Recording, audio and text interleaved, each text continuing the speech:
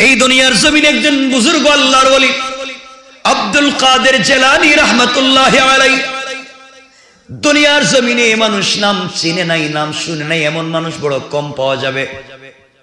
আব্দুল কাদের জিলানী রাহমাতুল্লাহি আলাইহি যখন আস্তে আস্তে 4-5 বছরের হয়ে গেলেন, একটু একটু বড় হয়ে গেলেন, আব্দুল কাদের জিলানী রাহমাতুল্লাহি আলাইহির মার ইচ্ছা ছিল আমার সন্তানটা কোরআনের হাফেজ হবে, আমার সন্তানটা ভালো মানুষ হবে, আমার সন্তানটা আল্লাহওয়ালা হবে, আমার সন্তানটা আল্লাহকে চিনবে।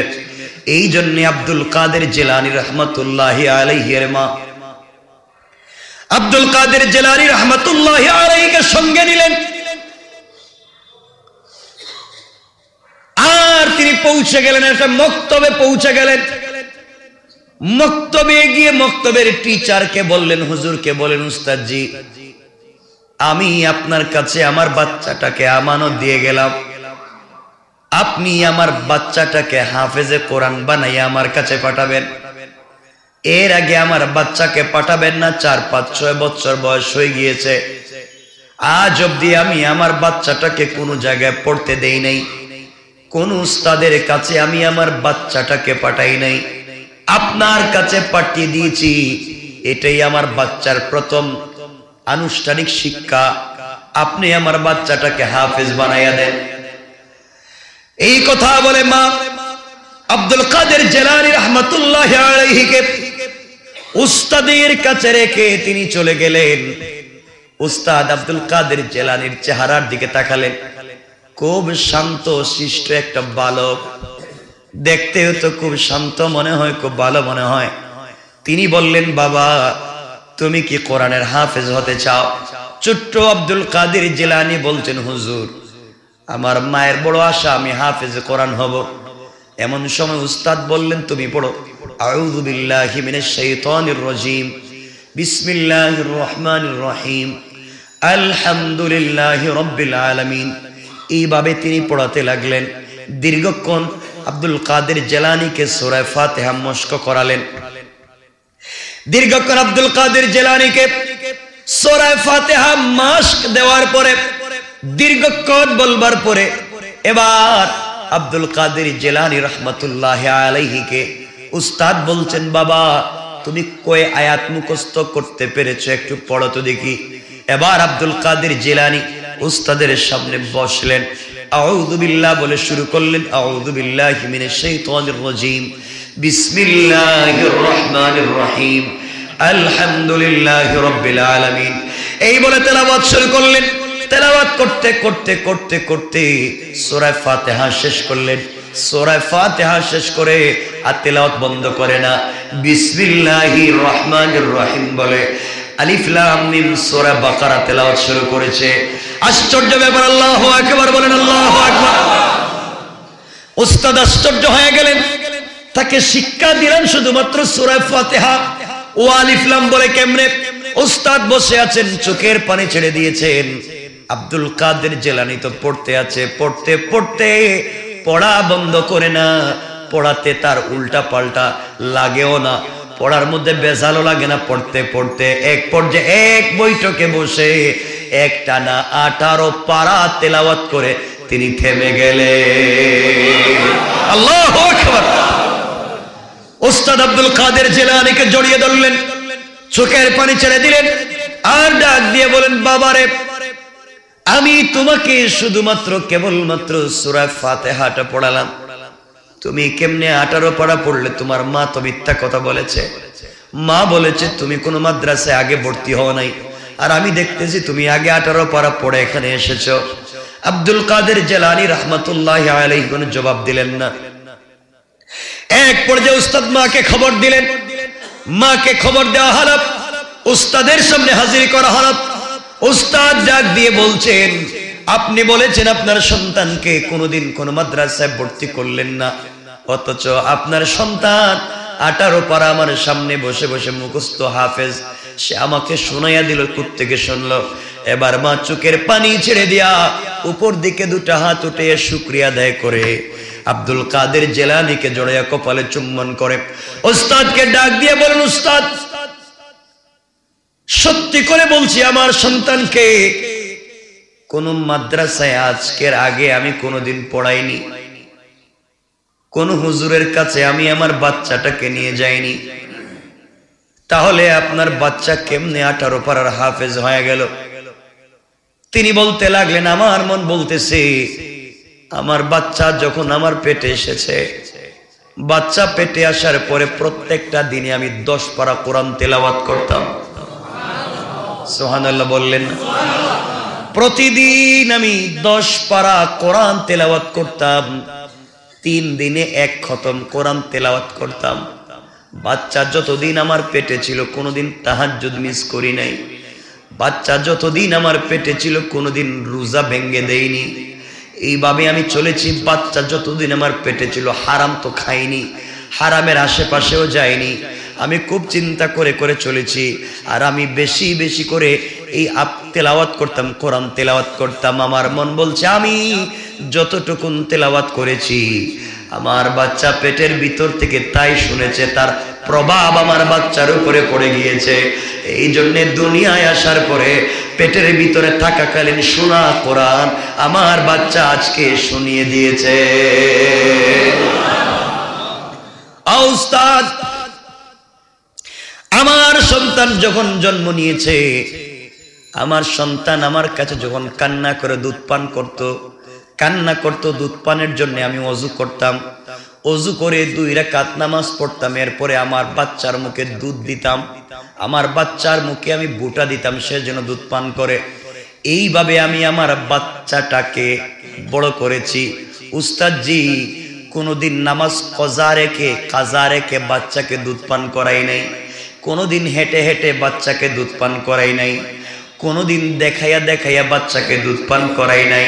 পৃথিবীর কোনো মানুষ বলতে পারবে না আমি আমার বাচ্চাকে কেমনে দুধ পান করালাম। আমি ওযু করতাম, 2 রাকাত নামাজ পড়তাম। এরপরে আমার বাচ্চাটাকে জায়নামাজে বসে তাশাহুদের সূরাতে বসে কোরআন তেলাওয়াত করা অবস্থায় আমার বাচ্চাটাকে দুধ পান করিয়েছি। আল্লাহু আকবার। এই জন্য আমার প্রভাব আমার বাচ্চার উপরে পড়ে গিয়েছে। এই কথা অনেক লম্বা, আপনাদেরকে বলতে চাই।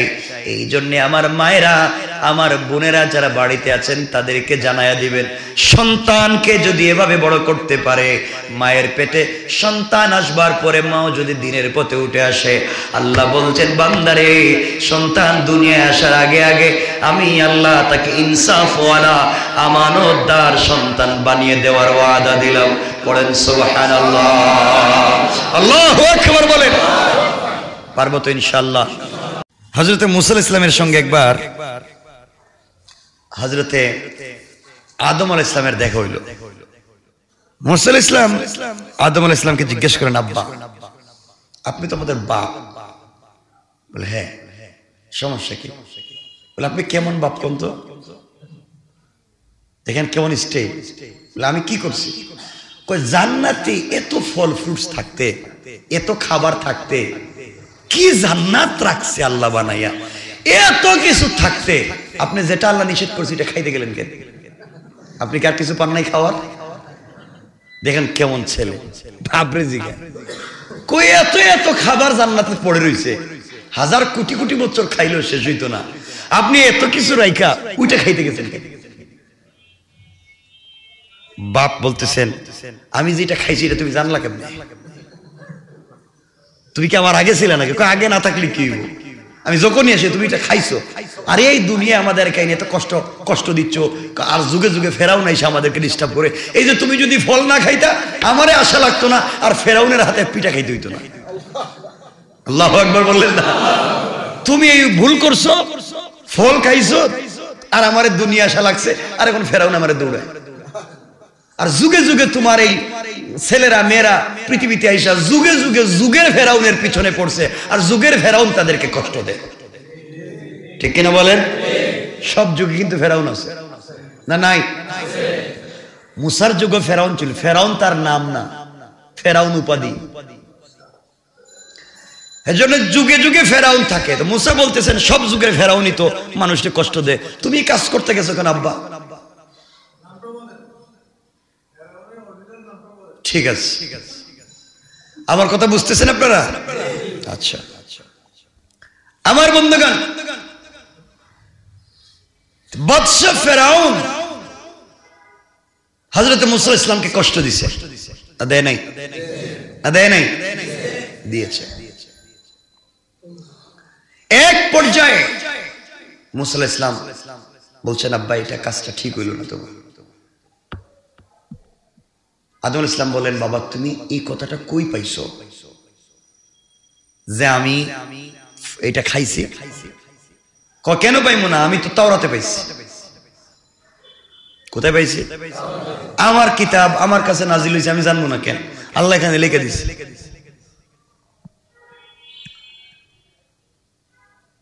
আদম ইসলাম বললেন, বাবা আচ্ছা তাওরাতটা লেখা হয়েছে কোন দিন? তোমার জন্মের 50,000 বছর আগে। আদম ইসলাম বললেন, তাহলে আমি 50,000 বছর পরে ফল খাইয়া ভুল করছি, আর তোমার কিতাবে 50,000 বছর আল্লাহ লিখে ভুল করে নাই। আমি যে খাইলাম 50,000 বছর পরে, তো রবিটা 50,000 বছর আগে লেখলো কেন? মুসা কথাও তো ঠিক চিন্তা করলাম। আদম বলছেন, বাবা শোনো, ছেলে হইলে এত ভাব ধইরো না। আমি যদি না খাইতাম তাহলে তুমি নবী হইতা না, আর আমার সাথে কথা বলতে পারতা না। আল্লাহু আকবার বললেন না? আমি যদি না খাইতাম তুমি দুনিয়ায় আসতে পারতা না, নবী মুসাও হইতে পারতা না। তো বাবার সব ছেলে কিন্তু সমান হয় না। যারা ওই যে 2 নম্বর ছেলেটারে কি করেন আপনারা? মেজো মেজো, এটা একটু একটু টাইট হয়, থেড়া হয়, থেড়া হয়। আর বড় যেটা হয় এটার বুদ্ধি বেশি থাকে, জ্ঞান বেশি থাকে, কিন্তু কথা কয় কম, ঠিক না? তো মুসা আলাইহিস সালাম হচ্ছেন আদম আলাইহিস সালামের থেড়া ছেলে, থেড়া থেড়া বাঁকা ছেলে। তো কেমন বাঁকা দেখেন, কথা কথা চলে আসলো। হযরত রাসূল পাক সাল্লাল্লাহু আলাইহি ওয়াসাল্লাম যদি মেরাজে যান, প্রথম আসমানে তো দেখা হইলো আদমের সাথে। তো তিনি বললেন, বাবা আসছো, আহলান সাহলান মারহাবান, যাও। সব আসমানে দেখা হইলো, সব ষষ্ঠ আসমানে গিয়ে মুসার সঙ্গে দেখা। মুসা সালাম দিলেন, দিয়া কথাবার্তা বললেন, রাসূল সাল্লাল্লাহু আলাইহি ওয়াসাল্লাম চলে যাইতেছেন। যাওয়ার সময় মুসা আলাইহিস সালাম আল্লাহর আল্লাহ, এটা কোন ইনসাফ হইল? আমার কত পরে আইসা আমার আগে চলে যাইতেছে উপরে।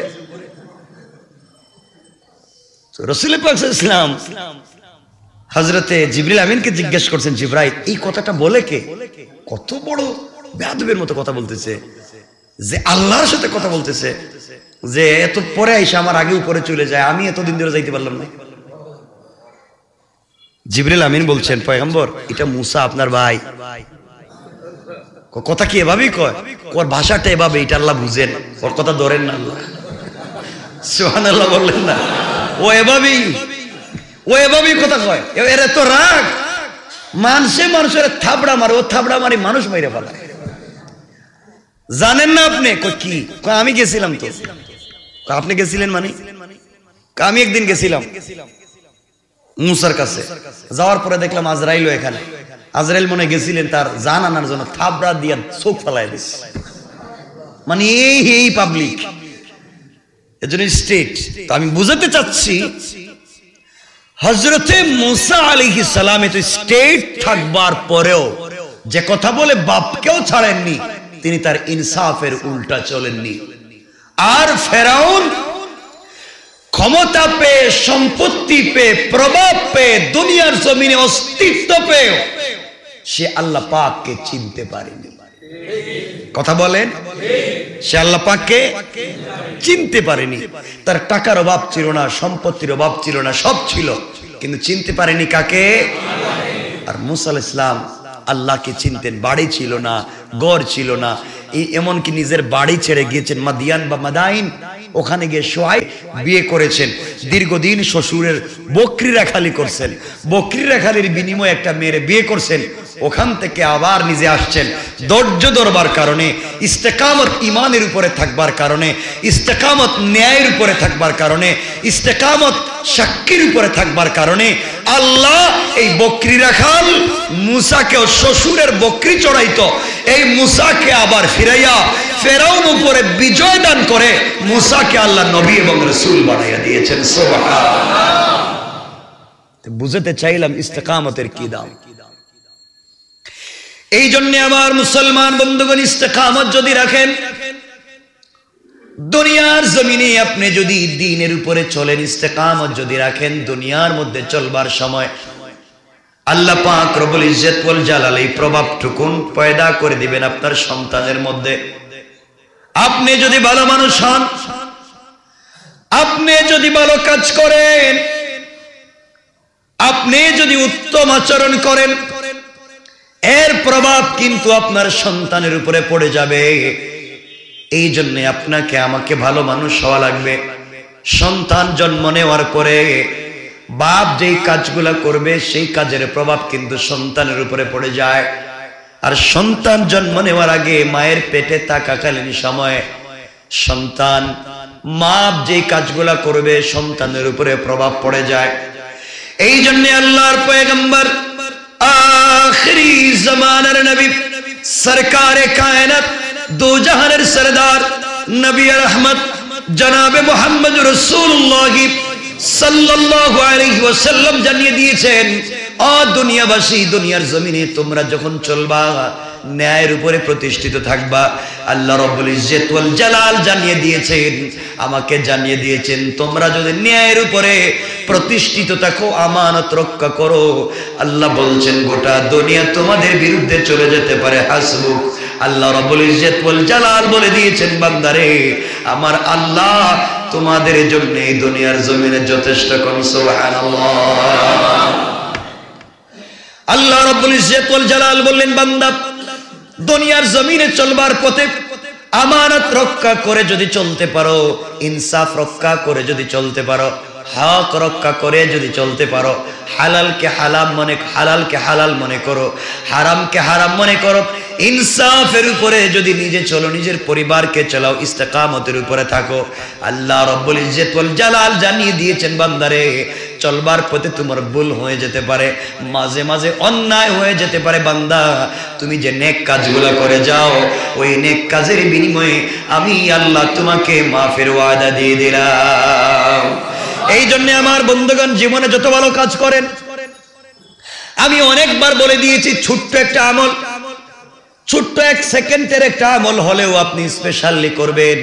পৃথিবীর কেউ জানবে না আপনি একটা স্পেশাল আমল করবেন, পৃথিবীর কেউ জানবে না এভাবে আপনি একটা আমল করবেন, কাউকে না জানায়া আপনি আপনার জীবনে ধারাবাহিকভাবে একটা ছোট্ট ভালো কাজ সব সময় করে যাবেন।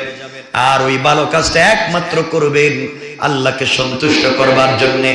আল্লাহ রাব্বুল ইজ্জত ওয়াল জালাল বলছেন, বান্দা যখন আমার কোন বান্দা শুধুমাত্র কেবলমাত্র আমি আল্লাহকে সন্তুষ্ট করবার জন্য ছোট্ট থেকে ছোট্ট কোন নেক আমল করবে, একমাত্র আমি আল্লাহর জন্য, আর এই আমলের পরে যদি আমার বান্দা হাত উঠাইয়া দোয়া করে, বান্দা হাত উঠাবার আগে আগে তার দিলের সব মাকাসিদ গুলাকে আমি আল্লাহ পুরা করে দেই। পড়েন সুবহানাল্লাহ। এজন্য আমরা এখানে যারা আছি, আমরা চাইলে ছোট্ট থেকে ছোট্ট একটা নেক আমল করতে পারি না? পারি না? ছোট কোন নেক আমল আমরা করতে পারি। এই জন্য 24 ঘন্টার ভিতরে চিন্তা করবেন, ও বান্দা, ও ভাই, আপনাকে বলতেছি, আবার শুনেন, আবার শুনেন, দুনিয়ার জমিনে কেউ থাকবো না, সবাই কবরে চলে যাব। যাওয়ার সময় নিয়ে যাওয়ার মতো করে দুনিয়ার জমিনে কিছুই নাই, এই দুনিয়ার থেকে নিয়ে যাওয়ার মতো কিছুই নাই। শুধুমাত্র কেবলমাত্র আপনাকে আমাকে দুনিয়ার জমিন থেকে খালি হাতে বিদায় নিতে হবে। দুনিয়ার জমিনে কিছু নেক আমল করে যেতে হবে। নেক আমল যদি করে যাই, এই নেক আমলগুলো আমাকে আপনাকে কিয়ামতের দিন বাঁচায়া দিবে। আল্লাহ রাব্বুল ইজ্জত ওয়াল জালাল বলছেন, বান্দারে কেউ 1000 শত কোটি টাকা দান করে হয়তো আমাকে সন্তুষ্ট করতে পারবে না, কিন্তু বান্দা তোমার সরিষার দানা পরিমাণ নেক আমলের মাধ্যমে আমি আল্লাহ খুশি হয়ে যেতে পারি। কোন ঠিক কিনা? এই জন্য আমার বন্ধুগণ, আমার ভাইরা, আপনাদেরকে বলতে চাই, হয়তো এখানে অনেক আছেন যারা দাঁড়িয়ে দাঁড়িয়ে এইবারের বিশ্বকাপ ঘন্টার পর ঘন্টা খেলা দেখেছেন, আপনার কষ্ট হয় নাই।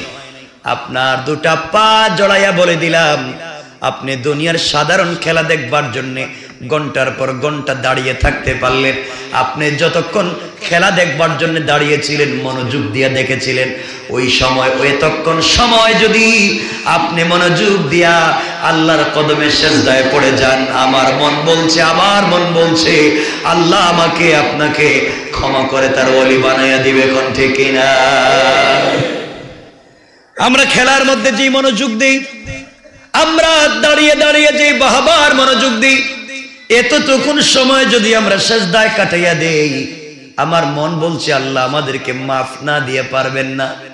এই জন্য আমার বন্ধুগণ, আল্লাহকে ভালো করে চিনেন, আল্লাহর কদমে সিজদায় পড়ে যান। আল্লাহ রাব্বুল ইজ্জত ওয়াল জালাল বলছেন, ও বান্দা, দুনিয়ার জমিনে মানুষ তোমাকে আঘাত করবে, মানুষ তোমাকে গালি দিবে, মানুষ গীবত শিকায়ত করবে, সমালোচনা করবে। বান্দারে তুমি ভুলে যাইও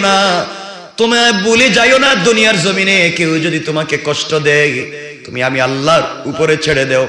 হয়তো দুনিয়ার জমিনে দেখবা তোমার পক্ষ থেকে মানুষ জবাব দিয়ে দিচ্ছে, অথবা ফেরেশতা জবাব দিয়ে দিচ্ছে, অথবা সময় জবাব দিবে, আর না হয় আমি আল্লাহ সকল প্রশ্নের জবাব দিয়ে দেওয়ার জন্য প্রস্তুত। কোন ঠিক কিনা? এই জন্য আমরা সকল কাজে একমাত্র ভরসা করব কার উপরে? আরো জোরে বলেন, কার উপরে? ব্যথা পেয়েছেন, মনে কষ্ট লেগেছে, কেউ আপনাকে আঘাত করেছে, কাউকে বলবার দরকার নাই, হাসি মুখে চলে যান, গভীর রাত্রে আল্লাহর কদমে সিজদায় পড়ে যান। আল্লাহ বলেছেন, বান্দারে, দুনিয়ার মানুষ ঘুমিয়ে গিয়েছে, তুমি এখন পর্যন্ত ঘুমাওনি।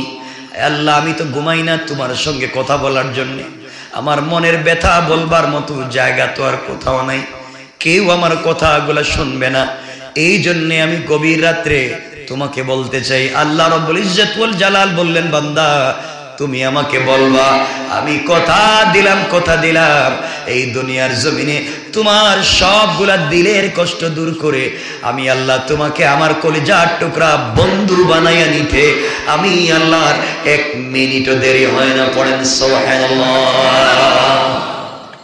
এই জন্য আমার মুসলমান বন্ধুগণ, দুনিয়ার জমিনে আল্লাহর হস্তে আবারও বলছি, আপনি আপনার সন্তানদেরকে নিয়ে দুনিয়ার মার্কেটে ঘুরতে যান, পৃথিবীর সব জায়গায় ঘুরতে যান, হলিডেতে আপনি পৃথিবীর কত জায়গায় বাচ্চাদের স্কুল বন্ধ ঘুরতে নিয়ে যান, কেন আপনি বাচ্চাদেরকে মসজিদে নিয়ে আসেন না, নামাজ পড়তে নিয়ে আসেন না? মুরব্বী ও কলিজার টুকরা অভিভাবক, আপনি কেন আপনার সন্তানদেরকে আল্লাহর ঘর চিনাচ্ছেন না? আপনি কেন কাছে বসে আপনার বাচ্চার সঙ্গে রাসূলের জিন্দেগির গল্প করতেছেন না? আমার শিশু নবী কেমন ছিলেন আপনি কেন আপনার বাচ্চাদেরকে বলতেছেন না? সাহাবায়ে কেরাম কেমন ছিলেন আপনি কেন আপনার বাচ্চাদেরকে বলতেছেন না? আপনার বাচ্চার দিলের ভিতরে মনে রাখবেন, আল্লাহ রাব্বুল ইজ্জত ওয়াল জালাল বলে দিয়েছেন, আপনি আপনার বাচ্চার ভিতরে একজনের চরিত্র ঢুকাইয়া দেন, তিনি হলেন মুহাম্মদুর রাসূলুল্লাহ। আল্লাহ বলেন, এই পৃথিবীতে গোটা পৃথিবীর মানুষের উত্তম চরিত্র একত্রিত করলে যা হবে, তার চাইতে আমার নবীর চরিত্র শ্রেষ্ঠ। কোন সুবহানাল্লাহ। আল্লাহ রাব্বুল ইজ্জত ওয়াল জালাল বললেন, সকল নবীদের শ্রেষ্ঠ গুণ যা আছে, সকল রাসূলদের উত্তম চরিত্র যা আছে, তা একত্রিত করে আমার নবীর চরিত্র একত্রিত করেছি, তোমরা সেই নবীর চরিত্রকে গ্রহণ করো। এই জন্য বন্ধুগণ ভালো করে মনে রাখবেন, কাউকে আঘাত করে, কাউকে পিটাইয়া জবরদস্তি করে দিন শিখানো যাবে না। আমি আপনাদেরকে, আপনারা আমাকে পিটাইলে দিন শিখাতে পারবেন না, পিটিয়ে মেরে ফেলতে পারবেন, দিন বুঝাতে পারবেন না। এই জন্যে কেউ কাউকে হিদায়াত দিতে পারবে না। পুরা কোরআনকে গুলিয়ে যদি পানির মধ্যে গুলিয়ে শরবত বানাইয়া কাউকে খাইয়ে দেওয়া হয়, হিদায়াত দেওয়া যাবে না। রব বলেছেন, লাস্তা আলাইহিম বিমুসাইতির, আপনি দারোগা না, আপনি এমন কেউ না যে কাউকে পিটিয়ে হিদায়াত দিবেন। তাইলে বুঝা গেল কাউকে ভয় দেখাইয়া, কাউকে পিটাইয়া দুনিয়ার জমিনে হিদায়াত দেওয়া যাবে না। আবার আল্লাহ বলেছেন, আপনি এমন কোন প্রেমিক না যে প্রেম ভালোবাসা দিয়ে, মোহাব্বত দিয়ে হিদায়াত দিতে পারবেন। আল্লাহ বলছেন, ইন্নাকা লা তাহদি মান আহবাবতা, আপনি ভালোবাসলেই কাউকে হিদায়াত দিতে পারবেন না।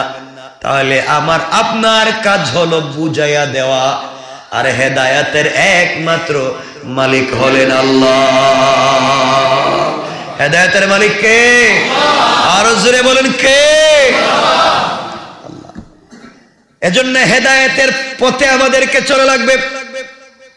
এই দুনিয়ার জমিনে একজন বুজুর্গ আল্লাহর ওলি আব্দুল কাদের জিলানী রাহমাতুল্লাহি আলাইহি, দুনিয়ার জমিনে মানুষ নাম চিনে নাই, নাম শুনে নাই এমন মানুষ বড় কম পাওয়া যাবে।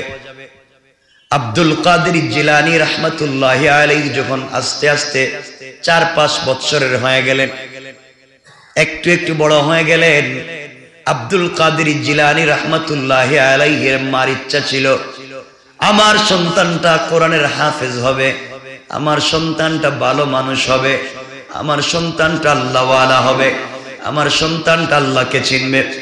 এই জন্য আব্দুল কাদের জিলানী রাহমাতুল্লাহি আলাইহির মা আব্দুল কাদের জিলানী রাহমাতুল্লাহি আলাইহিকে সঙ্গে নিলেন,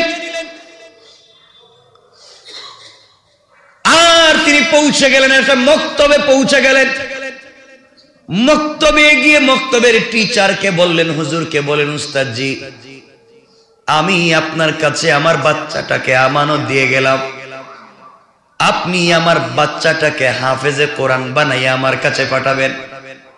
এর আগে আমার বাচ্চাকে পাঠাবেন না, 4-5-6 বছর বয়স হয়ে গিয়েছে, আজ অব্দি আমি আমার বাচ্চাটাকে কোনো জায়গায় পড়তে দেই নাই, কোন উস্তাদের কাছে আমি আমার বাচ্চাটাকে পাঠাই নাই, আপনার কাছে পাঠিয়ে দিয়েছি। এটাই আমার বাচ্চার প্রথম আনুষ্ঠানিক শিক্ষা, আপনি আমার বাচ্চাটাকে হাফেজ বানাইয়া দেন। এই কথা বলে মা আব্দুল কাদের জিলানী রাহমাতুল্লাহি আলাইহিকে উস্তাদের কাছে রেখে তিনি চলে গেলেন। উস্তাদ আব্দুল কাদের জিলানীর চেহারার দিকে তাকালেন, খুব শান্ত শিষ্ট একটা বালক, দেখতেও তো খুব শান্ত মনে হয়, খুব ভালো মনে হয়। তিনি বললেন, বাবা তুমি কি কোরআনের হাফেজ হতে চাও? ছোট্ট আব্দুল কাদের জিলানী বলছেন, হুজুর আমার মায়ের বড় আশা আমি হাফেজ কোরআন হব। এমন সময় উস্তাদ বললেন, তুমি পড়ো আউযু বিল্লাহি মিনাশ শাইতানির রাজীম, বিসমিল্লাহির রহমানির রহিম, আলহামদুলিল্লাহি রাব্বিল আলামিন। এইভাবে তিনি পড়াতে লাগলেন। দীর্ঘক্ষণ আব্দুল কাদের জিলানীকে সূরা ফাতিহা মশক করালেন। দীর্ঘক্ষণ আব্দুল কাদের জিলানীকে সূরা ফাতিহা মশক দেওয়ার পরে, দীর্ঘক্ষণ বলবার পরে, এবার আব্দুল কাদের জিলানী রাহমাতুল্লাহি আলাইহিকে উস্তাদ বলছেন, বাবা তুমি কয় আয়াত মুখস্থ করতে পেরেছো একটু পড়ো তো দেখি। এবার আব্দুল কাদের জিলানী উস্তাদের সামনে বসলেন, আউযু বিল্লাহ বলে শুরু করলেন, আউযু বিল্লাহি মিনাশ শাইতানির রাজীম, বিসমিল্লাহির রহমানির রহিম, আলহামদুলিল্লাহি রাব্বিল আলামিন। এই বলে তেলাওয়াত শুরু করলেন। তেলাওয়াত করতে করতে করতে করতে সূরা ফাতিহা শেষ করলেন। সূরা ফাতিহা শেষ করে আর তেলাওয়াত বন্ধ করে না, বিসমিল্লাহির রহমানির রহিম বলে আলিফ লাম মিম সূরা বাকারা তেলাওয়াত শুরু করেছে। আশ্চর্য ব্যাপার, আল্লাহু আকবার বলেন, আল্লাহু আকবার। উস্তাদ আশ্চর্য হয়ে গেলেন, তাকে শিক্ষা দিলেন শুধুমাত্র সূরা ফাতিহা ও আলিফ লাম বলে কেমনে। উস্তাদ বসে আছেন, চোখের পানি ছেড়ে দিয়েছেন। আব্দুল কাদের জিলানী তো পড়তে আছে, পড়তে পড়তে পড়া বন্ধ করে না, পড়াতে তার উল্টা পাল্টা লাগেও না, পড়ার মধ্যে বেজালও লাগে না। পড়তে পড়তে এক পর্যায়ে এক বৈঠকে বসে একটানা 18 পারা তেলাওয়াত করে তিনি থেমে গেলেন। আল্লাহু আকবার। উস্তাদ আব্দুল কাদের জিলানীকে জড়িয়ে ধরলেন, চোখের পানি ছেড়ে দিলেন, আর ডাক দিয়ে বলেন, বাবারে আমি তোমাকে শুধুমাত্র কেবলমাত্র সূরা ফাতিহাটা পড়ালাম, তুমি কেমনে 18 পারা পড়লে? তোমার মা তো মিথ্যা কথা বলেছে। মা বলেছে তুমি কোনো মাদ্রাসায় আগে ভর্তি হও নাই, আর আমি দেখতেছি তুমি আগে 18 পারা পড়ে এখানে এসেছো। আব্দুল কাদের জিলানী রাহমাতুল্লাহি আলাইহি কোনো জবাব দিলেন না। এক পর্যায়ে উস্তাদ মাকে খবর দিলেন। মাকে খবর দেওয়া হলো, উস্তাদের সামনে হাজির করা হলো। উস্তাদ ডাক দিয়ে বলছেন, আপনি বলেছেন আপনার সন্তানকে কোনোদিন কোনো মাদ্রাসায় ভর্তি করলেন না, অথচ আপনার সন্তান 18 পারা আমার সামনে বসে বসে মুখস্থ হাফেজ, সে আমাকে শোনাইয়া দিল, কুত্তেকে শুনলো। এবার মা চোখের পানি ছেড়ে দিয়া উপর দিকে দুটা হাত উঠে শুকরিয়া আদায় করে আব্দুল কাদের জিলানীকে জড়াইয়া কপালে চুম্বন করে উস্তাদকে ডাক দিয়ে বলেন, উস্তাদ সত্যি করে বলছি, আমার সন্তানকে কোন মাদ্রাসায় আজকের আগে আমি কোনোদিন পড়াইনি, কোন হুজুরের কাছে আমি আমার বাচ্চাটাকে নিয়ে যাইনি, তাহলে আপনার বাচ্চা কেমনে 18 পারার হাফেজ হয়ে গেল? তিনি বলতে লাগলেন, আমার মন বলতেছে আমার বাচ্চা যখন আমার পেটে এসেছে, বাচ্চা পেটে আসার পরে প্রত্যেকটা দিনে আমি 10 পারা কোরআন তেলাওয়াত করতাম। সুবহানাল্লাহ বললেন। প্রতিদিন আমি 10 পারা কোরআন তেলাওয়াত করতাম, 3 দিনে 1 খতম কোরআন তেলাওয়াত করতাম। বাচ্চা যতদিন আমার পেটে ছিল কোনোদিন তাহাজ্জুদ মিস করি নাই, বাচ্চা যতদিন আমার পেটে ছিল কোনোদিন রোজা ভেঙ্গে দেইনি। এইভাবে আমি চলেছি, বাচ্চা যতদিন আমার পেটে ছিল হারাম তো খাইনি, হারামের আশেপাশেও যাইনি। আমি খুব চিন্তা করে করে চলেছি, আর আমি বেশি বেশি করে এই তেলাওয়াত করতাম, কোরআন তেলাওয়াত করতাম। আমার মন বলছে আমি যতটুকুন তেলাওয়াত করেছি আমার বাচ্চা পেটের ভিতর থেকে তাই শুনেছে, তার প্রভাব আমার বাচ্চার উপরে পড়ে গিয়েছে। এই জন্য দুনিয়ায় আসার পরে পেটের ভিতরে থাকাকালীন শোনা কোরআন আমার বাচ্চা আজকে শুনিয়ে দিয়েছে। উস্তাদ, আমার সন্তান যখন জন্ম নিয়েছে, আমার সন্তান আমার কাছে যখন কান্না করে দুধ পান করত, দুধ পানের জন্য আমি ওযু করতাম, ওযু করে 2 রাকাত নামাজ পড়তাম, এরপরে আমার বাচ্চার মুখে দুধ দিতাম, আমার বাচ্চার মুখে আমি বুটা দিতাম, সে যেন দুধ পান করে। এইভাবে আমি আমার বাচ্চাটাকে বড় করেছি। উস্তাদজি কোনোদিন নামাজ কাজা রেখে বাচ্চাকে দুধ পান করাই নাই, কোনোদিন হেঁটে হেঁটে বাচ্চাকে দুধ পান করাই নাই, কোনোদিন দেখাইয়া দেখাইয়া বাচ্চাকে দুধ পান করাই নাই। পৃথিবীর কোনো মানুষ বলতে পারবে না আমি আমার বাচ্চাকে কেমনে দুধ পান করালাম। আমি ওযু করতাম, 2 রাকাত নামাজ পড়তাম, এরপরে আমার বাচ্চাটাকে জায়নামাজে বসে তাশাহুদের সূরাতে বসে কোরআন তেলাওয়াত করা অবস্থায় আমার বাচ্চাটাকে দুধ পান করিয়েছি। আল্লাহু আকবার। এই জন্য আমার প্রভাব আমার বাচ্চার উপরে পড়ে গিয়েছে। এই কথা অনেক লম্বা, আপনাদেরকে বলতে চাই। এই জন্য আমার মায়েরা, আমার বোনেরা যারা বাড়িতে আছেন তাদেরকে জানায়া দিবেন, সন্তানকে যদি এভাবে বড় করতে পারে, মায়ের পেটে সন্তান আসবার পরে মাও যদি দিনের পথে উঠে আসে, আল্লাহ বলছেন বান্দারে, সন্তান দুনিয়ায় আসার আগে আগে আমি আল্লাহ তাকে ইনসাফওয়ালা আমানতদার সন্তান বানিয়ে দেওয়ার ওয়াদা দিলাম। পড়েন সুবহানাল্লাহ, আল্লাহু আকবার বলেন। পারবো তো ইনশাআল্লাহ? বলেন ইনশাআল্লাহ। আল্লাহ আমাদের সবাইকে কবুল করো, পড়েন আমিন। আরো জোরে বলেন আমিন। আমরা একে অপরের জন্য দোয়া করব। দেন, আমরা একে অপরের জন্য দোয়া করব তো ইনশাআল্লাহ। আমরা একজন আরেকজনের জন্য দোয়া করব। আল্লাহ যেন আমাদের সবার দোয়াকে কবুল করে।